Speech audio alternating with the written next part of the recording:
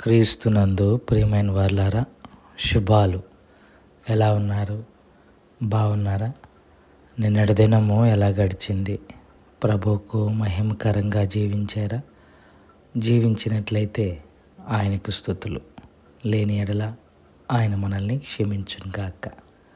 నేటి దిన ధ్యానాంశము ఫిలిప్పీలకు రాసిన పత్రిక 2వ అధ్యాయము 13వ వచనం.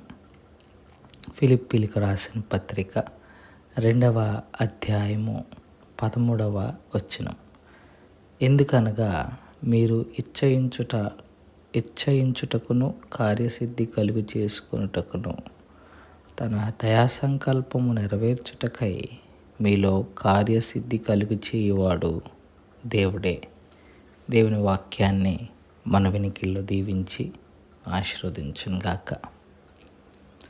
గత 5 రోజులుగా మన సొంత రక్షణను కొనసాగించుకునే విషయంలో మన పాత్ర ఏంటో మాట్లాడుకున్నాం.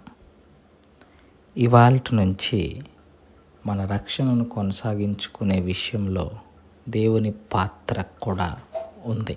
కూడా కాదు, దేవుని పాత్రే ఎక్కువ, మన పాత్ర తక్కువ. బట్ మన పాత్రతో పాటు దేవుని పాత్ర సింహభాగము కలిగి ఉన్నది. సో మనం రక్షణను కొనసాగించుకోవటానికి, రక్షణను కాపాడుకోవటానికి దేవుని యొక్క సహాయము లేకపోతే అది మనకి సాధ్యమవుతుంది. దేవుడు సహాయము చేస్తారు. జగత్పునాది వేయబడక మునిపే తన దయా సంకల్పం చొప్పున ఏర్పాటు చేసుకున్న తన ప్రజల కొరకు రక్షణను సిద్ధపాటు చేయటమే కాదు, దాన్ని కొనసాగించుకోవటానికి ఆయన కావలసిన కృపను కూడా చూపిస్తారు. అందులో భాగంగా ఈరోజు 13వ వచనంలోని మొదటి భాగాన్ని చూద్దాం. ఎందుకనగా మీరు ఇచ్చయించుటకును కార్యసిద్ధి కలుగ చేసుకొనుటకును అన్న మాట ఉంది. ఇచ్చయించుట అంటే ఇక్కడ అనుకొనుట, లైక్ విల్ అంటారు, చిత్తము. మనం ఇచ్చయించుకొనుటకు అనే మాటకు దీన్ని మనం ఎట్లా అర్థం చేసుకోవాలంటే, రక్షణలో కొనసాగటానికి మనల్ని మనము సిద్ధం చేసుకోవటం, మనల్ని మనం ప్రిపేర్ చేసుకోవటం. ఇంగ్లీష్లో అయితే విల్ అని ఉంటుంది. విల్ అంటే ఇక్కడ ఇష్టపూర్వకంగా రక్షణను కొనసాగించుకోవటానికి మనలో కార్యసిద్ధి కలుగు చేసిన వాడు అన్న మాటను పౌలు భక్తుడు ప్రస్తావన చేస్తున్నాడు. ఇక్కడ ఇచ్చయించుకొనుట అనే మాటకు వాడబడిన గ్రీక్ పదం ఏంటంటే తెలో. THELO. తెలో అంటే థాట్ఫుల్, ఆలోచించుట.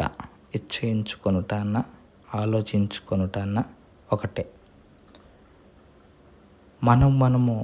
మనలో ఆలోచన కలగ చేయటానికి కారకుడు దేవుడే అన్నది పౌలు యొక్క ఉద్దేశం. అంటే రక్షణలో కొనసాగటానికి మనలో ఆ ఆలోచన కలుగ చేసేది దేవుడే అన్నది పౌలు యొక్క ఉద్దేశం. అంటే మన మనస్సులను ఆ రీతిగా కదిలిస్తారు అన్నది పౌలు యొక్క ఉద్దేశం.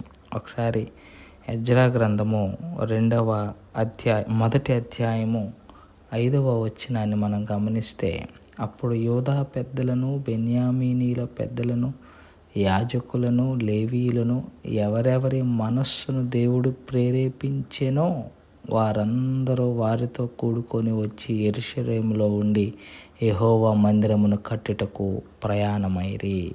చూచారా, ఎవరెవరైతే దేవుని చేత ప్రేరేపింపబడ్డారో వాళ్ళందరూ వచ్చారు అన్నట్టుగా ఎజ్రా భక్తుడి ద్వారా మనం చూస్తాం. సో దేవుడు హృదయాలను ప్రేరేపిస్తాడు. దేవుడు ప్రేరేపిస్తేనే సాధ్యమవుతుంది తప్ప అది సామాన్యుల వల్ల మామూలుగా చెప్పుకున్నాం కదండి. ఎఫెసీయులకు రాసిన పత్రిక 2లో మనం చచ్చిన వారమై ఉన్నాం. చచ్చిన వారిలో నుంచి మంచి ఆలోచనలు ఎప్పటికీ రావు. ఒకవేళ వచ్చాయి అని అంటే ఖచ్చితంగా దాన్ని కలుగ చేసింది ప్రభువే అన్నట్టుగా మనం అర్థం చేసుకోవాలి. ఆయన కలుగ చేయకపోతే మనకి అట్టి అవకాశము లేదు. అలాగే సామెతల గ్రంథం 21వ అధ్యాయం 21వ వచనాన్ని చూస్తే, యెహోవా చేతిలో రాజు హృదయము నీటి కాలువల వలె ఉన్నది, ఆయన తన చిత్తవృత్తి చొప్పున దానిని త్రిప్పును. చూసారా, రాజుల మనస్సులు దేవుని చేతిలో ఉన్నాయి, దానికి నచ్చినట్టుగా ఆయన తిప్పుతారు. సో మనలో రక్షణలో కొనసాగాలి అన్న ఆ ఇష్టాన్ని, ఆ థాట్ని, ఆ ఆలోచనని కలుగ చేసేది దేవుడే అంటున్నాడు. ఇక్కడ ఎలా కలుగు చేస్తారు ఆ ఆలోచనలు అన్నప్పుడు 2 విషయాలు మనం గ్రహించుకోవాలి. ఒకటి, మనలో ఒక రకమైన అసంతృప్తిని కలుగు చేస్తారు. అప్పుడప్పుడు మనకి మన జీవితం పట్ల మనకే కాస్త అసంతృప్తి కలిగితే, మన విశ్వాస జీవితంలో మనకే కాస్త అసంతృప్తి కలుగుతుంది. అది మన తప్పు కాదండి, దేవుడే మనలో ఆ అసంతృప్తిని కలుగు చేస్తాడు. డిస్సాటిస్ఫాక్షన్ అన్నమాట. యెషయా గ్రంథాన్ని చూస్తే మనం 6వ అధ్యాయంలో యెషయా దేవుని యొక్క పరిశుద్ధతను చూసినప్పుడు తనను తాను అయ్యా నేను పాపిని అన్నట్టుగా మళ్ళీ తనను తాను మార్చేస్తాడు. యెషయా అప్పటికే అసంతృప్తితో ఉంటాడు. ఎప్పుడైతే దేవుడికి అతనికి దర్శనం ఇచ్చాడో తన పాపాన్ని ఒప్పుకునే ప్రయత్నం చేస్తాడు. సో దేవుడు మనసులో అసంతృప్తిని కలుగు చేస్తాడు. ఆ అసంతృప్తిలో నుంచి వచ్చే రెండోది ఏంటంటే యాస్పిరేషన్. యాస్పిరేషన్ అంటే కోరిక. సో ఎప్పుడైతే మన విశ్వాస జీవితంలో మనకు అసంతృప్తి ఉంటుందో, ఆ అసంతృప్తిలో నుంచి పుట్టేదే దేవుని కొరకు జీవించాలన్న ఆ కోరిక, ఆ ఆలోచన దేవుడు మనకి కలుగజేస్తాడు. ఎప్పుడైతే ఆ ఆలోచన, ఆ కోరిక మనలో కలుగుతుందో మనం మళ్ళీ ఆయన కొరకు ఇంకా కాస్త బెటర్గా జీవించటానికి ప్రయత్నం చేస్తుంటాం. సో దేవుడు మనలో అట్టి ఆలోచనను కలుగజేసి, అసంతృప్తిని కలుగజేసి ఆయన కొరకు జీవించాలన్న మనసును కలుగు చేస్తాడు. ఎప్పుడైతే అది అలా కలుగుతుందో వెంటనే కార్యసిద్ధి కలుగు చేయవాడు అన్న మాటను వాడాడు పౌలు భక్తుడు. అంటే ఎప్పుడైతే నీకు మనసులో వచ్చిన ఆలోచన ఉందో ఆ ఆలోచన ఎందులోకి మారాలి? కార్యంలోనికి మారాలి, క్రియల్లోకి రావాలి. సో ఆలోచన బాగానే ఉంది, క్రియలు రాకపోతే ప్రయోజనం లేదు కదా.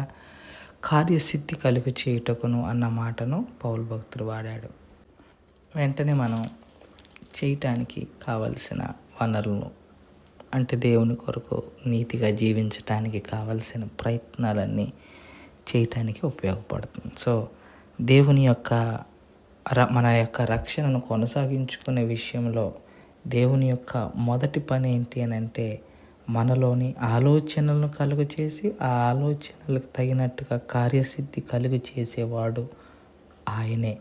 ఆ విషయాన్ని మనము గ్రహించుకోవాలని మనవి చేసుకుంటూ ఈ మాటలను ఇంతటితో ముగించుకుంటున్నాను. దేవుడు దీవించి ఆశీర్వదించును గాక. ప్రార్థన చేసుకుందాం.